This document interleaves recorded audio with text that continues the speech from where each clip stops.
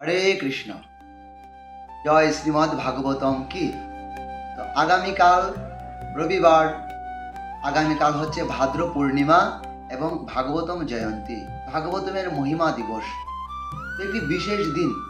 তো সেই দিনটি অত্যন্ত গুরুত্বপূর্ণ একটি দিন আমাদের জীবনে, ভক্তদের জীবনে, প্রত্যেকের জীবনে। তো বলা হয়েছে শাস্ত্রে, এই ভাগবতম 18 পুরাণের মধ্যে অমল ভাগবতকে বলা হয় অমল পুরাণ। সেই শ্রীমদ্ ভাগবতম হচ্ছে ভক্তির পরাকাষ্ঠা। তাই শ্রীমদ্ ভাগবতমের কালকে জয়ন্তী, শ্রীমদ্ ভাগবতম জয়ন্তী, ভাগবতমের মহিমা দিবস।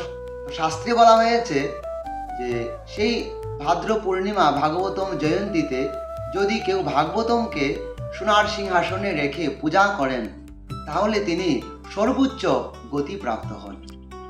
এবং বলা হয়েছে কেউ যদি ওই দিনে ভাগবতম দান করেন এবং শ্রবণ করেন, নিজে গ্রহণ করেন, তাহলে তিনি বৈকুণ্ঠ প্রাপ্ত হন। এবং পদ্মপুরাণে আরও বলা হয়েছে, প্রমাণ এখানে বলা হয়েছে, ভাদ্রে পূর্ণিমায় গ্রন্থং দত্তাজ শ্রীমদ্ ভাগবতম গচ্ছতি নিত্যমানন্দং কৃষ্ণপাদ সগরোহে। অর্থাৎ ভাদ্র মাসের পূর্ণিমায় যে ভক্ত শ্রীমদ্ ভাগবতম দান করে, সে চিরকাল আনন্দে থাকে এবং ভগবান কৃষ্ণের পাদপদ্মে তিনি আশ্রয় লাভ করেন। তো পালনীয় কার্য ভাগবতম শ্রবণ করা, পাঠ করা, কীর্তন করা, তো এগুলি হচ্ছে আমাদের পালনীয় কর্ম।